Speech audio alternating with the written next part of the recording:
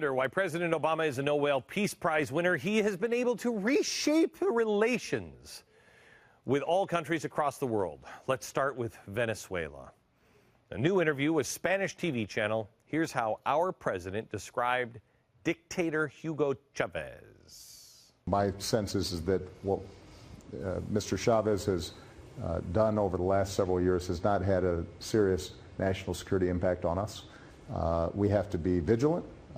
My main concern when it comes to Venezuela is having the Venezuelan people have a voice in their affairs, and that you end up ultimately having fair and free elections, which we don't always see. Really? He's not a threat? He's aligned with Iran and Russia. He jokes about working around with Ahmadinejad to create nukes. He says his ally is developing missiles for peaceful purposes. I mean, what are they fueling the bombs with? Love? Look at Chavez. Look what he's done to his own people.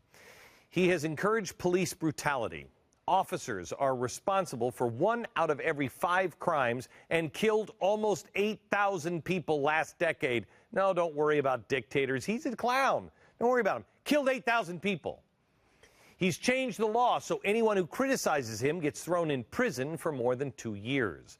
He shut down a popular TV station for not broadcasting his agenda. He created his own Sunday TV show and put himself on TV for more than 1,000 hours to spew his communist filth.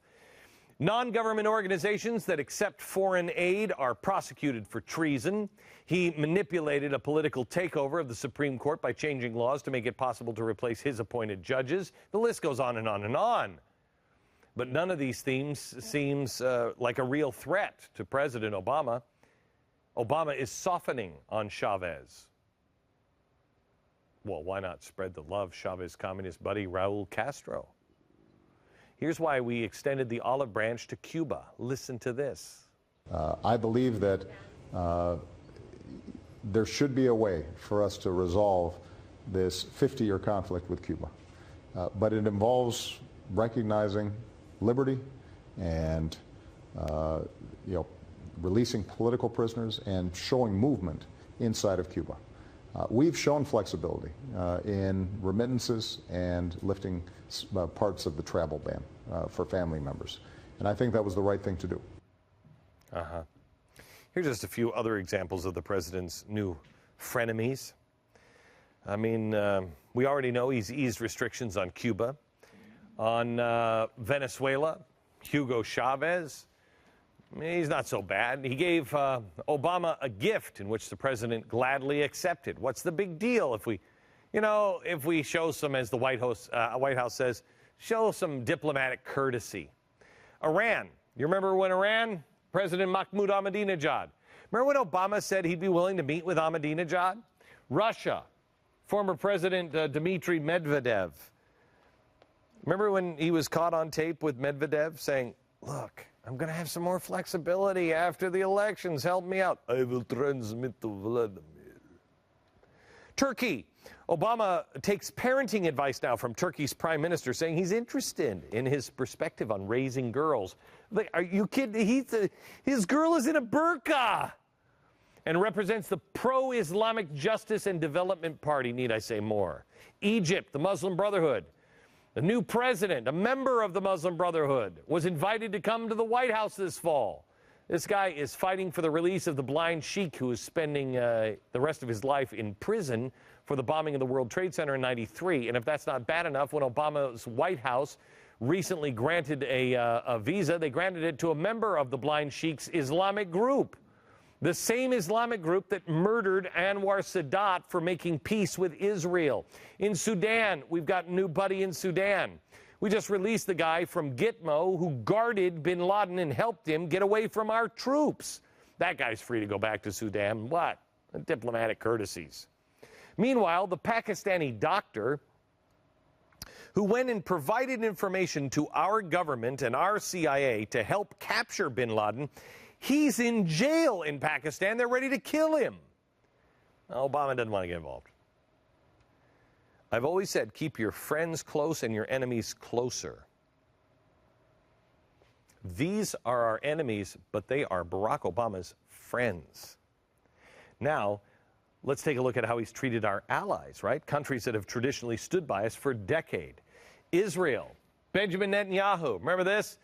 When he thought his mic was off, the president was caught insulting Netanyahu to Francis Sarkozy. During a visit to the White House, Obama left the prime minister waiting for over an hour while he had dinner with Michelle and the kids. What? I gotta pick my teeth. Hillary Clinton and Joe Biden have demanded Israel stop building in East Jerusalem. The list is very long on Israel. England, the most obvious and blatant example, was he packed up the Winston Churchill bust in the Oval Office and shipped it back to the British. Watch tomorrow night's show. Don't miss tomorrow night's show. Then he added insult to injury by calling France our strongest ally. Poland, they hate us now after the president said, what? They were building these death camps. Nazi, German death camps, not Polish death camps, Mr. President. France offended Sarkozy's fragile ego when he congratulated him on the birth of his daughter, adding that he hopes the girl inherited her mother's good looks. In Germany, he pushed them too far. Clean up the economic mess which you've created. The other Eurozone countries are hemorrhaging money and he's pushing. Meanwhile, he can't get his own financial house in order. You get the point. He has fundamentally transformed our friends into our enemies and our enemies into our friends. Let me make myself clear. I don't care if Mitt Romney isn't your guy. He's not my guy. You don't have to love him. You don't have to like him. You don't have to want to have a beer with him. Let me just say this. The guy is not a communist who's trying to fundamentally transform America. He's not an anti-colonialist. And beyond that, he's not an enemy of the state.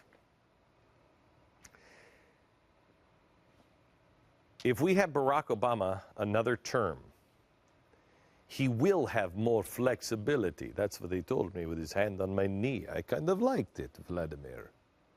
He will have more flexibility. Obama, over the last 4 years, Obama has given us a wealth loss of over 40%.